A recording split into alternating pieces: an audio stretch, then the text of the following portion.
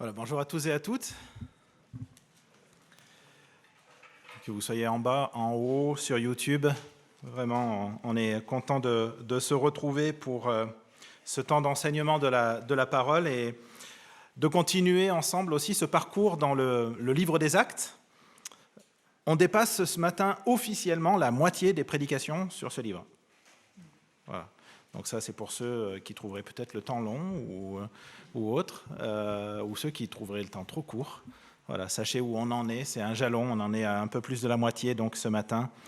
Et après cette prédication, on aura une pause. On a trouvé bon de faire des pauses régulièrement au milieu de cette série de prédications. On aura une pause de 2 dimanches, durant lesquels, en fait, c'est Scott et Daniel qui nous apporteront la prédication sur des textes autres de la parole, parce que la parole est si riche que ce serait dommage aussi de ne pas profiter de ces pauses pour étudier d'autres textes. Au cours de l'histoire de l'Église, il y a eu à plusieurs reprises des courants de pensée déviants qui jetaient le trouble sur des points fondamentaux de doctrine, d'enseignement par rapport à notre foi. Par exemple, sur la personne de notre Seigneur, Jésus-Christ, sur la personne du Saint-Esprit, ou encore sur l'œuvre du salut. Ces déviances ont conduit les chrétiens à tenir des réunions qui étaient menées par des théologiens et pour examiner la question à la lumière de la parole et statuer pour savoir s'il s'agissait effectivement d'une déviance ou pas. Ces grandes réunions, donc constituées de chrétiens et puis qui étaient menées par des théologiens, on les appelle des conciles. Donc peut-être vous avez entendu ce nom-là, ou peut-être c'est la première fois que vous entendez ce nom. Voilà, un concile, c'est une grande réunion qui est destinée à statuer sur un point de doctrine suite à un conflit ou une divergence de point de vue. Et au cours de l'histoire de l'Église, pas la nôtre, mais de l'Église mondiale, on va dire, il y a eu plusieurs conciles. Et chaque concile porte le nom de la ville dans laquelle il s'est réuni. Donc on trouve le concile de Nicée, le concile de Chalcédoine, on aurait pu trouver le concile de Saint-Martin-d'Hères. Donc c'est l'endroit où se réunissent des chrétiens et puis sous l'égide de plusieurs théologiens tranchent une question. Dans chaque concile, on a un schéma un peu type que l'on retrouve avec une problématique, donc, des chrétiens qui se réunissent, qui statuent sur cette problématique, et puis à la fin, on donne un document, en quelque sorte, qu'on vient diffuser au sein de l'Église de manière à donner le résultat, le fruit de ce concile. Donc c'est un peu 3 points, une problématique, une réunion, et puis à la fin, donc, on promulgue le fruit de ce concile et qu'on diffuse dans l'ensemble de l'Église. Le texte qu'on va lire ce matin est le récit du premier concile de l'histoire de l'Église. Et ce texte, on le trouve dans le livre des Actes, donc au chapitre 15, et je vous invite à ouvrir vos Bibles et à garder vos Bibles ouvertes sur l'histoire de ce concile, le récit de ce concile. Si vous utilisez les Bibles que Anaël nous a montrées au début, c'est page 719 de ces Bibles. Paul vient de terminer son premier voyage missionnaire et il est avec Barnabas dans l'église d'Antioche et quelques hommes venus de Judée enseignaient les frères en disant « Si vous n'êtes pas circoncis selon la coutume de Moïse, vous ne pouvez pas être sauvés. » Ça, c'est le problème. Paul et Barnabas eurent un vif débat et une vive discussion avec eux.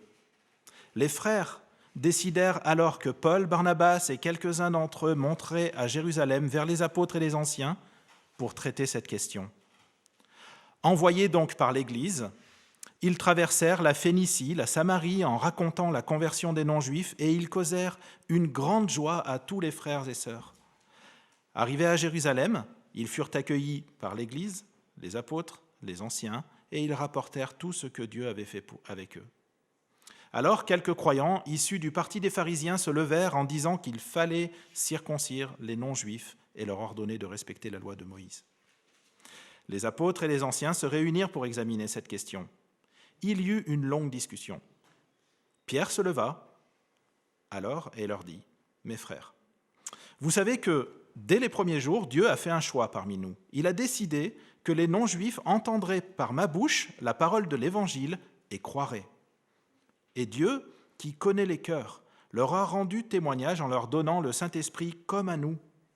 Il n'a fait aucune différence entre eux et nous, puisqu'il a purifié leur cœur par la foi. Maintenant donc, pourquoi provoquer Dieu en imposant aux disciples des exigences que ni nos ancêtres, ni nous n'avons été capables de remplir ? Nous croyons au contraire que c'est par la grâce du Seigneur Jésus que nous sommes sauvés, tout comme eux. Toute l'assemblée garda le silence, et l'on écouta Barnabas et Paul raconter tous les signes miraculeux et les prodiges que Dieu avait accomplis par leur intermédiaire au milieu des non-juifs. Lorsqu'ils eurent fini de parler, Jacques prit la parole et dit : « Mes frères, écoutez-moi. Simon a raconté comment dès le début Dieu est intervenu pour choisir parmi les nations un peuple qui porte son nom.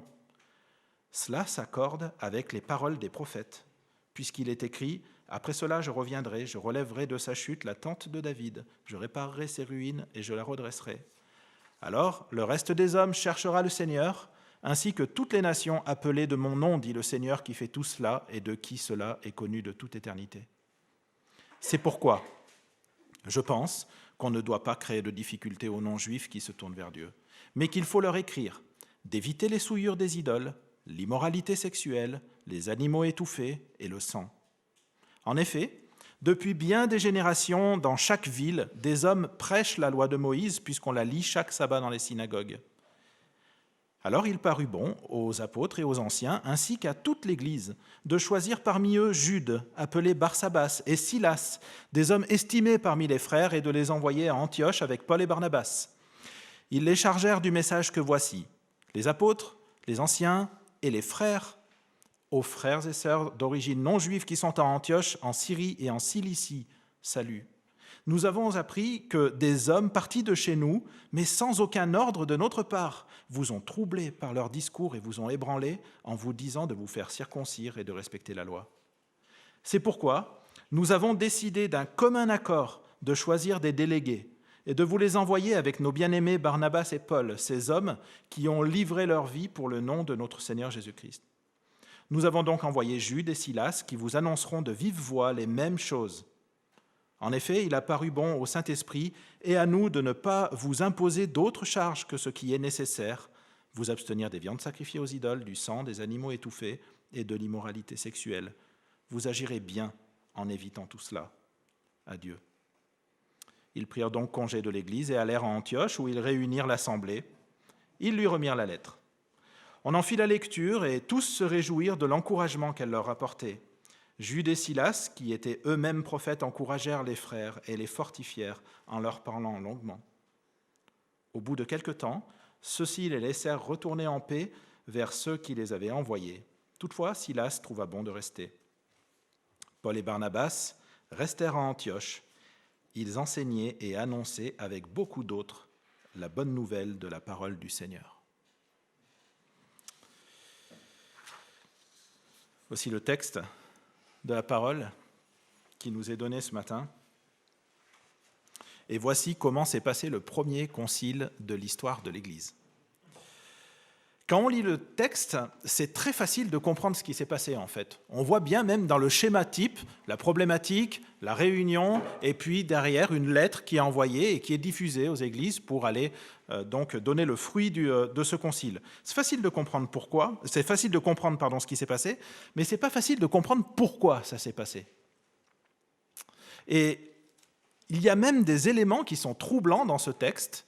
Par exemple, pourquoi est-ce qu'il y a une telle insistance sur le salut par la grâce seule de notre Dieu ? Et en même temps, petit bémol, mais quand même, éviter la consommation de viande sacrifiée aux idoles, éviter le sang, éviter et des choses où on se dit, mais en fait, attends, on est sauvé par grâce ? Ou alors par grâce, plus il faut éviter ça ? Et il y a une question qui est un petit peu perturbante derrière ça. On va essayer de comprendre ensemble un peu plus tard. C'est un texte qui est vraiment très riche. Il y a beaucoup d'enseignements et on pourrait l'étudier sous des angles qui sont très divers, sous la forme de comment est-ce qu'on résout les conflits, sous la forme comment est-ce qu'on arrive à diffuser, par exemple, le fruit d'un concile ou d'une rencontre, etc., etc. Il y a tellement d'angles sous lesquels on pourrait aborder ce texte qui est d'une grande richesse. Mais ce matin, j'ai pris le parti de nous arrêter, dans le temps qui nous est donné, sur les 2 points qui me semblent être principaux. Le premier, c'est qu'est-ce qui fait de nous des chrétiens ? Vous allez voir que ça peut paraître trivial, mais en réalité, ça a un impact qui est énorme sur notre vie et on a énormément d'enseignements à apprendre pour nous aujourd'hui. Et une fois qu'on est devenu chrétien, comment se comporter lorsque l'on est dans le peuple de Dieu ? Donc on va voir 2 points, je vais m'arrêter plus longuement sur le premier point. Qu'est-ce qui fait de nous des chrétiens ? Et une fois qu'on est devenu chrétien, 2e point, comment on se comporte quand on a intégré le peuple de Dieu ?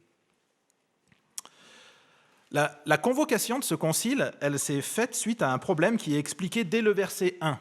Ce problème, il est simple. Est-ce qu'il faut circoncire les gens de manière à ce qu'ils soient sauvés ?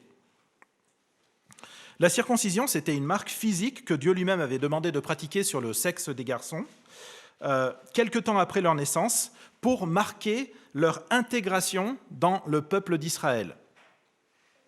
Dans Acte 15, il faut bien comprendre qu'on est à une charnière de l'histoire de l'Église parce que des non-juifs se sont convertis en masse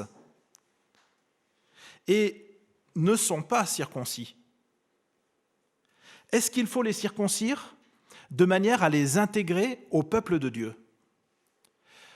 La question, vue sous un autre angle, parce que c'est la question profonde qui se pose ici, c'est est-ce qu'il faut d'abord devenir juif pour devenir chrétien ?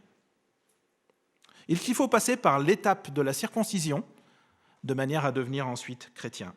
Pour la grande majorité des chrétiens du XXIe siècle, c'est une question qui n'a pas de sens parce que la circoncision, ça ne fait pas partie de notre culture, ça ne fait pas partie de notre héritage.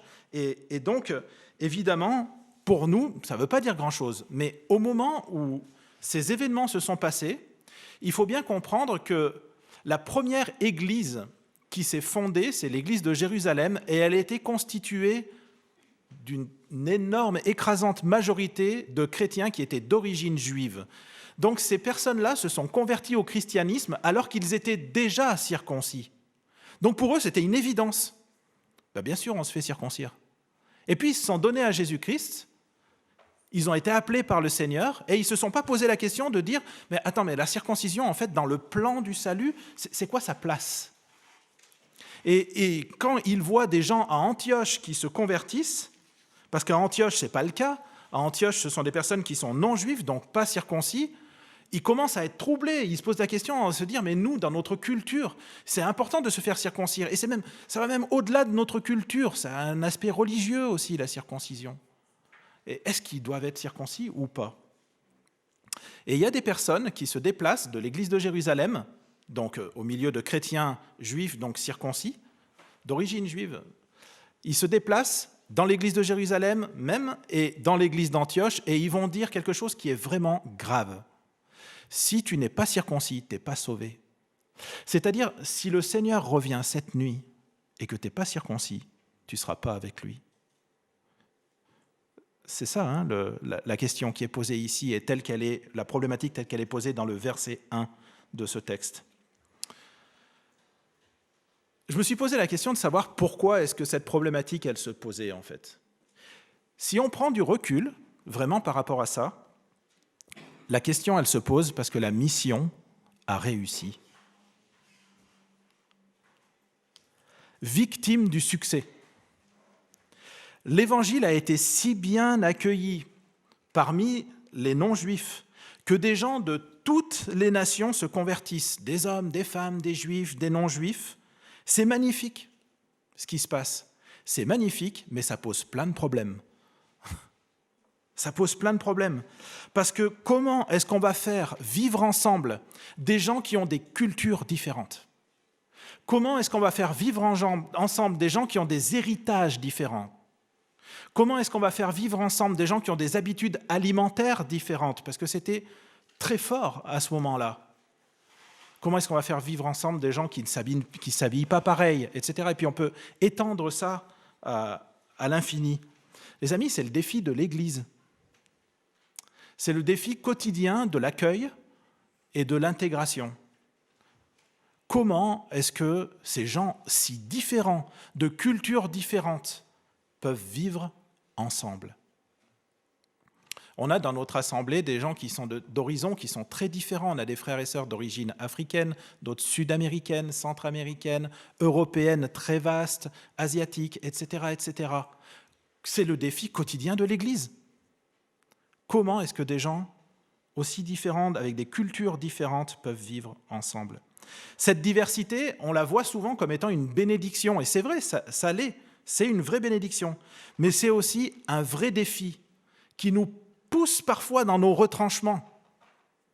Comment est-ce qu'on fait pour faire vivre un frère qui est d'origine allemande avec une sœur qui est d'origine italienne latine? Comment on fait? Comment ça peut se passer, ça? C'est des défis. Ce sont des challenges qui sont demandés au sein d'une assemblée. Et ça nous pousse, quelque part, à trier ce qui est du domaine de l'essence de l'Évangile, de ce qui est culturel ou secondaire. Je crois honnêtement que le défi de l'accueil et de l'intégration est sanctifiant pour une Église. Le défi de l'accueil et de l'intégration, c'est sanctifiant pour une Église. Ça oblige à élaguer les pratiques, les croyances, pour identifier ce qui est vraiment essentiel. Tu peux t'habiller comme ça, il n'y a pas de problème. Mais par contre, ce point de doctrine, il est fondamental, la parole est claire à ce sujet-là. Que tu viennes d'ici ou d'ailleurs, c'est non discutable, parce que la parole, elle dit ça. C'est important que les églises ne soient pas minimalistes pour autant. C'est important qu'elles aient leur identité. Et vous voyez sur les murs des panneaux, si vous nous rejoignez, notre assemblée ici a fêté l'année dernière ses 100 ans d'existence. Il y a une habitude, il y a des cultures, il y a une identité qui s'est créée. Et c'est beau, et il faut les défendre. Mais il faut savoir différencier ce qui est incontournable de ce qui est secondaire. Dans le récit d'Acte 15, ce qui est attaqué, c'est le cœur de l'Évangile. Et quand l'Évangile est attaqué, il faut réagir fort et clair, comme Paul Barnabas l'ont fait. Quand vous regardez au verset 2, une vive discussion, un vif débat. Quand l'Évangile est attaqué dans l'Église, elle se doit de réagir. On vit dans un monde qui est très relativiste, y compris dans le milieu chrétien. On a vite fait de dire que l'essentiel, c'est de nous aimer les uns les autres. Que, en fait, ils ont leur version de l'Évangile, nous, on a la nôtre, ça fait partie de la diversité, on en vient même à dire gloire à Dieu, parfois, à la suite de ça. Mais ici, on parle d'une doctrine qui est une doctrine fondamentale. Fondamentale. Si dans l'Église, on attaque la personne de Dieu, le Père, le Fils, le Saint-Esprit, l'Église, elle doit réagir fort et clair. Si dans l'Église, on attaque la doctrine de la Trinité, on doit réagir fort et clair. Si dans l'Église, on attaque la doctrine du salut par la grâce seule de notre Dieu, comme Anaël a introduit et comme les prières se sont élevées, l'Église doit réagir fort et clair. Parce que c'est un faux évangile qui essaye de s'immiscer à l'intérieur de l'Église. Et c'est l'Église entière qui doit se lever pour s'opposer. Quand on regarde ici, c'est l'Église d'Antioche. Bien sûr, Paul et Barnabas ont réagi en premier, mais c'est l'Église d'Antioche qui envoie Paul et Barnabas à Jérusalem, au verset 2 et 3. C'est l'Église de Jérusalem qui constitue le concile, au verset 12. C'est l'Église de Jérusalem qui envoie la lettre à l'Église d'Antioche, au verset 23.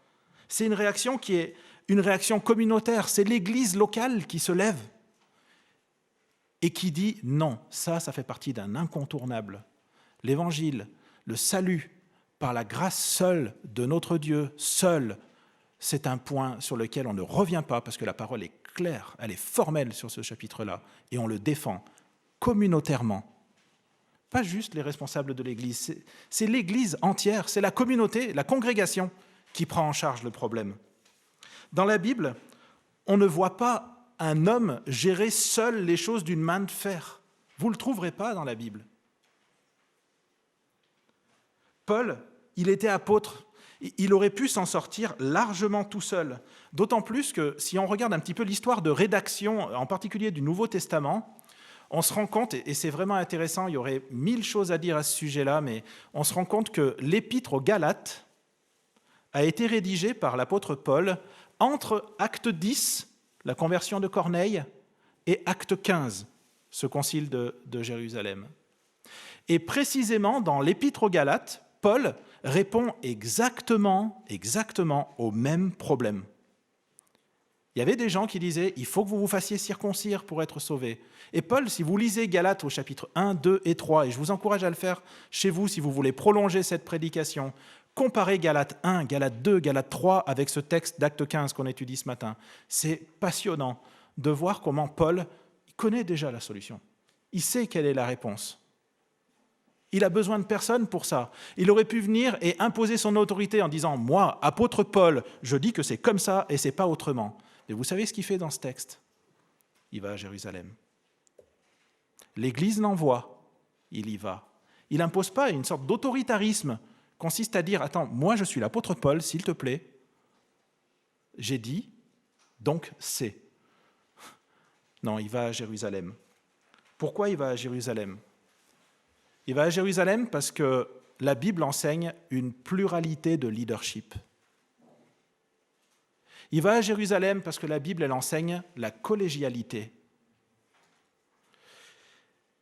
À Jérusalem, il y a des hommes qui sont sages. Il y a Pierre, il y a Jacques, il y a Jude, il y a Silas et sans doute beaucoup d'autres qui sont présents à ce moment-là. C'est une question d'humilité, c'est une question de sagesse, c'est une question de collégialité pour l'apôtre Paul. Et c'est sain que d'être capable d'aller chercher les ressources là où elles sont. Et c'est sain aussi, quand on a des ressources, de les partager. Et c'est un honneur pour une assemblée, par exemple comme la nôtre, que de pouvoir avoir des prédicateurs qui de temps en temps se déplacent dans d'autres assemblées pour les servir. C'est un honneur pour une assemblée comme la nôtre que d'avoir des personnes qui vont servir dans des œuvres à la gloire du Seigneur et qu'on perd quelque part ici pendant un certain temps. Elles ne sont pas utiles en local, mais elles sont utiles à l'œuvre du Seigneur sur la face de la terre. On partage les ressources, on est bénéficiaire du partage des autres, mais on partage les nôtres de ressources. Et c'est exactement ce qui est fait ici dans ce texte d'Acte 15. Paul et Barnabas arrivent à Jérusalem, le concile débute, et je ne sais pas si vous avez remarqué, mais ce concile, ce n'est pas un pugilat. Il n'y a pas des voix qui se lèvent en disant « moi c'est ci, et puis moi je mets mon grain de sel, et je pense comme ça, etc. etc. » C'est important que les avis s'expriment. C'est très important. Mais on a un Dieu d'ordre. Et c'est beau de voir dans ce premier concile comment en fait les choses elles sont ordonnées. Il y en a un qui prend la parole, les autres écoutent. Paul et Barnabas partagent, et on le voit tout au long de ce texte, ils partagent encore et encore et encore ce qu'ils ont vu parmi les non-juifs. C'est aussi stratégique, quelque part, de montrer ces choses-là. Ce concile, ce n'est pas un pugilat et ce n'est pas non plus un huis clos. Ces débats sont publics. Ils sont menés par les apôtres et les anciens, dans l'ordre, et c'est l'Église entière qui est engagée. C'est l'Église qui porte la décision. Vous avez vu l'adresse de la lettre à la fin ? Au début, c'est au verset 22, je crois. 23. L'adresse de la lettre, les apôtres, les anciens et les frères. C'est-à-dire que c'est toute l'Église qui porte la décision, toute l'Église qui est engagée ici. Le lien à faire avec le temps qu'on vit actuellement de consultation de notre Assemblée au sujet du projet d'implantation, il est très facile, et je ne vais même pas le faire, mais des anciens qui animent les échanges et une Assemblée entière qui est engagée et qui porte les décisions qui sont prises d'une manière communautaire. C'est le modèle qu'enseigne la parole. C'est un modèle de la congrégation qui fonctionne. Et c'est ce qu'on veut vivre dans les temps qu'on vit actuellement. Dans cette réunion, on a Pierre qui se lève, et lui qui a eu tant de mal à comprendre et à vivre cette ouverture de l'évangile aux non-juifs, il va se lever et il va dire au verset 11 que c'est par la grâce seule du Seigneur que nous sommes sauvés. Autrement dit, ce ne sont pas des hommes qui intègrent au peuple de Dieu, c'est Dieu seul, par sa grâce seule, qui intègre des hommes et des femmes de toute nation à l'Église. Ça, c'est l'évangile pur. Et cet évangile pur, il va être défendu à maintes reprises dans le Nouveau Testament parce qu'il est attaqué sans arrêt, sans arrêt. C'est la grâce seule et la circoncision. C'est la grâce seule et mes œuvres. C'est la grâce seule et mon comportement. C'est la grâce seule, et etc. Et l'évangile est attaqué, pilonné sans arrêt, sans arrêt, sans arrêt. Parce que tous les apôtres s'accordent ici, et la parole de Dieu s'accorde pour nous dire non, c'est la grâce seule, point. La grâce seule, point.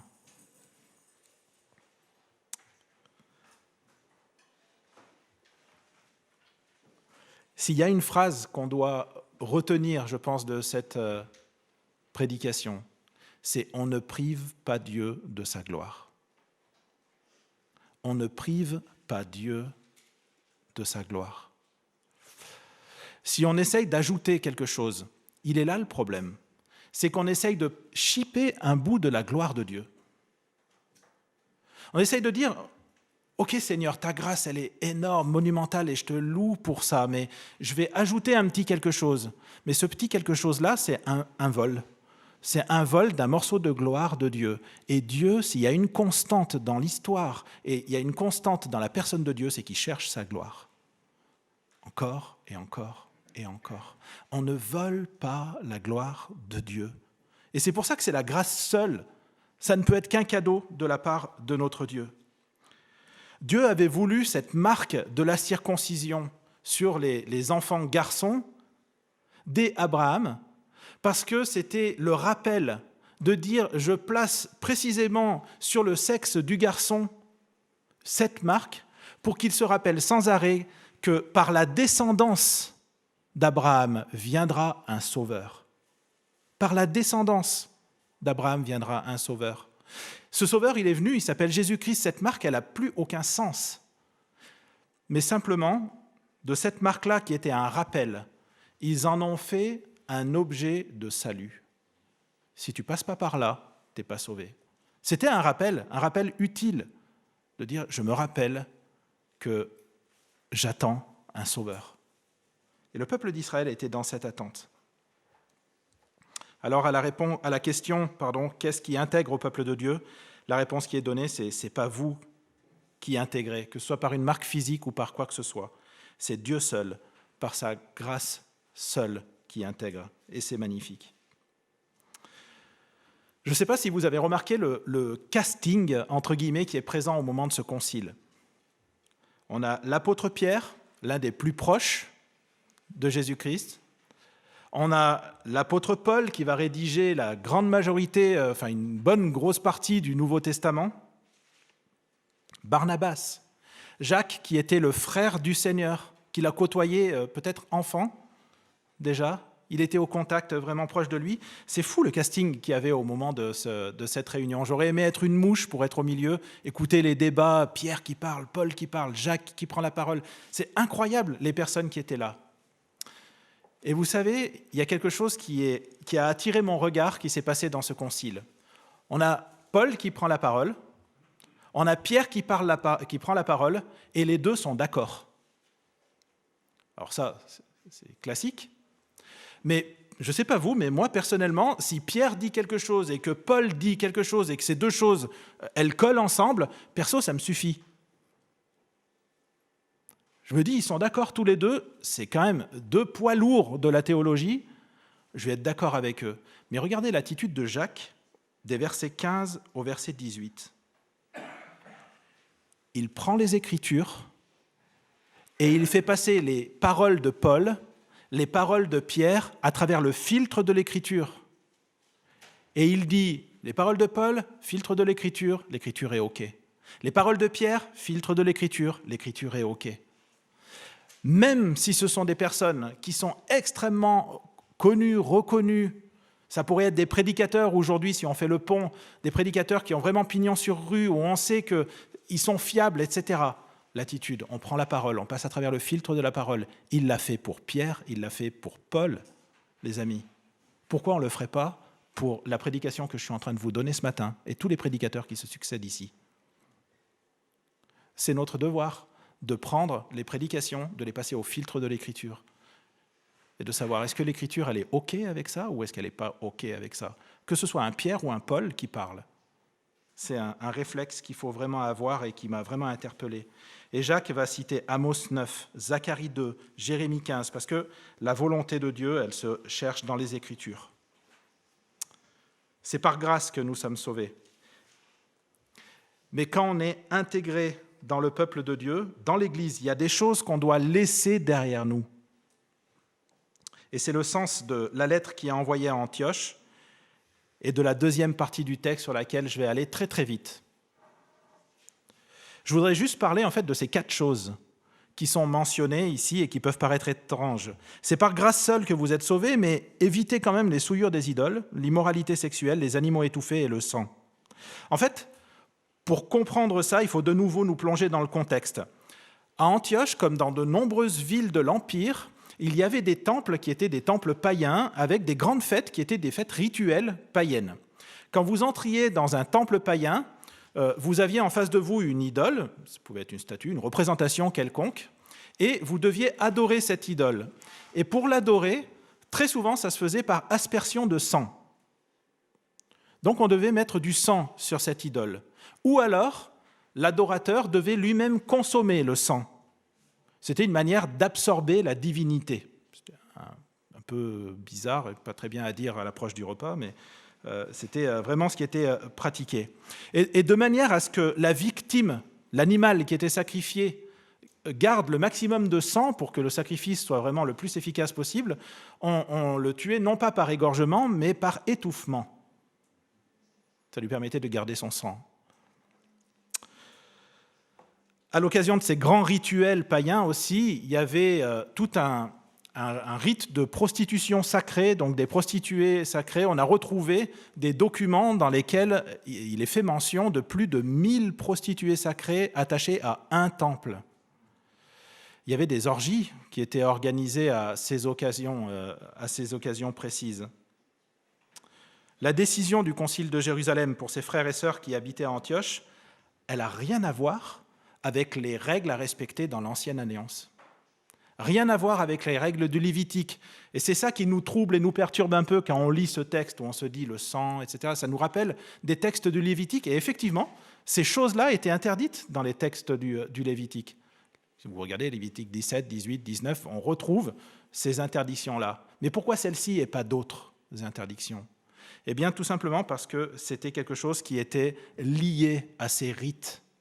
Et quand cette lettre, elle dit à Antioche de ne pas pratiquer ces choses-là, eux, ils comprennent tout de suite. C'est OK, il faut qu'on arrête de rendre notre culte dans ce temple païen. Et ils nous demandent en fait de recentrer notre adoration sur Dieu et sur Dieu seul. C'est ça que signifient ces 4 choses. Arrêtez de vous joindre à ces rituels païens. Maintenant que vous avez intégré le peuple de Dieu par la grâce seule de Dieu, il faut que vous viviez comme des enfants de Dieu. Arrêtez d'adorer le mauvais Dieu. C'est ça que ça signifiait. Et ce qui est magnifique, c'est qu'on lit qu'ils étaient joyeux d'entendre ça au verset 31. Vous savez, pour eux, c'était pas facile. C'était pas facile parce qu'ils sont nés dedans. Depuis tout petit, un petit homme d'Antioche, il allait dans ces lieux-là. Il a vu ses parents faire ça. De génération en génération, ils allaient dans ces temples. C'était culturel pour eux. Nous, on voit quelque chose de barbare à travers ça, mais pour eux, c'était complètement culturel. Ils étaient absorbés par ça. C'était normal de voir ça. Et d'un coup, ils reçoivent une lettre en disant « Tout ce que tu as vu faire jusqu'à maintenant, là, à cet endroit-là, il faut que tu arrêtes. Il faut que tu arrêtes. » C'est un pan de leur culture qui s'effondre.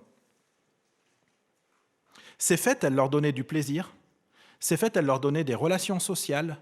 Ces fêtes, elles leur donnaient plein de choses, mais plein de choses qui n'étaient pas à la gloire de Dieu et qui détournaient leur vie de l'adoration au Dieu seul de leur salut qu'ils devaient rendre. Et ça, c'était un problème. Et il fallait qu'ils arrêtent avec ça. Et on voit, et c'est beau de voir Jude et Silas au verset 32 qui se lancent dans un exercice de pédagogie.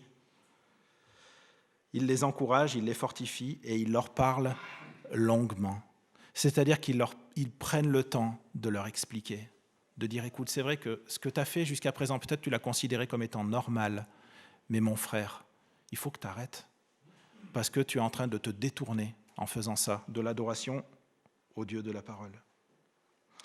Ils étaient heureux, sans doute parce que ce rappel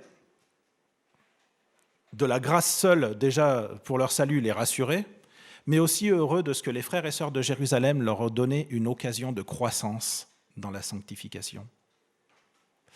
C'est lâche et c'est un manque d'amour terrible que de ne pas dire à nos frères et sœurs « il faut que tu arrêtes ». C'est un manque d'amour. On doit se donner les uns aux autres des occasions de sanctification. Quand il nous semble aller voir l'autre et y aller avec longueur, comme l'ont fait ici les frères qui sont allés les voir, prendre le temps d'expliquer les choses, de sonder, tâter le terrain, mais de se dire les choses, de dire que, écoute, il faut peut-être arrêter ça. C'est une preuve d'amour que de se dire ça. C'est une marque de confiance et de volonté de se faire progresser dans la sanctification. Ce premier concile, et je vais terminer, marque vraiment l'unité des chrétiens, mais une unité qui est basée sur la vérité de l'Évangile. Cette unité dans la vérité de l'Évangile, elle transparaît de partout dans ce texte. Des églises locales qui se mettent en réseau, qui partagent leurs ressources, 2 membres de l'église de Jérusalem qui vont avec 2 membres de l'église d'Antioche à Antioche pour aller apporter cette lettre. On voit vraiment cette relation, ce réseau qui se crée entre les églises locales et qui est en train de se mailler. Et c'est quelque chose dont on est au bénéfice encore aujourd'hui. Je conclus simplement en nous laissant 3 exhortations. C'est la grâce seule de notre Dieu qui sauve. Peut-être que vous ne l'avez pas compris encore. Peut-être que vous vous débattez en essayant d'ajouter quelque chose en disant « non, ce n'est pas possible en fait ». Ce n'est pas facile d'accepter un cadeau. On a toujours envie de renvoyer l'ascenseur quelque part. On a toujours envie de dire je vais faire quelque chose, moi, de mon côté. Mais vous savez quoi ? Vous ne pouvez pas. Vous ne pouvez pas. C'est le prix de la vie de Jésus-Christ. On l'a chanté, on l'a prié ensemble tout à l'heure, qui nous donne cette grâce. Il faut accepter ce cadeau. S'il vous plaît, si vous vous débattez encore avec ça, acceptez le cadeau de Dieu. Acceptez la grâce de Dieu. Peut-être que si vous êtes chrétien, vous avez perdu de vue la puissance de la grâce de Dieu. Revenez à elle parce qu'elle est suffisante. La deuxième chose, c'est la vie chrétienne, elle n'est pas individuelle. Le salut, il est individuel. Mais la vie chrétienne, c'est un projet de communauté. Les chrétiens vivent la communauté. Ils bénéficient les apports des uns des autres et eux-mêmes, ils font bénéficier les autres de ce que le Seigneur leur a donné. La vie chrétienne, c'est un projet de communauté. Et la troisième chose, et je termine avec ça, Dieu nous appelle à vivre à contre-courant. Il nous appelle à rayonner, à le représenter et à être transformés. Nous qui avons intégré le peuple de Dieu, qu'est-ce qu'on doit laisser derrière nous ? On ne fait pas la chasse aux idoles, entre guillemets. Mais c'est Dieu qui nous suffit. Est-ce que dans notre vie, on a confié 3 mots, et je regarde Magali parce que ces 3 mots, on les connaît par rapport à l'idolâtrie, on a suivi une formation ensemble. Identité, sécurité, prospérité. Où est-ce qu'on va chercher notre identité ? C'est Christ qui me donne mon identité. Je n'ai pas besoin de me faire valoir, parce que ça peut être une idole. Sécurité, Christ est ma protection. Je suis dans sa main. Prospérité, il pourvoit. Il pourvoit. Dans nos vies, identité, sécurité, prospérité, ce sont des filtres qui nous permettent de détecter au cas où on aurait une idole qui serait cachée, qui serait tellement sournoise. Apprenons à détecter ça pour la gloire seule de notre Dieu. Parce que quand on intègre par la grâce seule de notre Dieu, on est là pour vivre avec lui, seul, à sa gloire seule, de manière à le représenter sur cette terre. Que le Seigneur nous aide à abandonner ce qui doit être abandonné et à exalter la gloire de notre Dieu. Amen. Nous sommes heureux d'avoir passé ce moment ensemble. Rendez-vous dimanche prochain à 17h30 sur notre chaîne YouTube. Pour mieux connaître notre église, visitez notre site www.ecegrenoble.fr. Si vous désirez entrer en contact avec l'un des responsables, écrivez-nous à contact@ecegrenoble.fr. Retrouvez les liens du site et l'adresse de contact en description. À bientôt!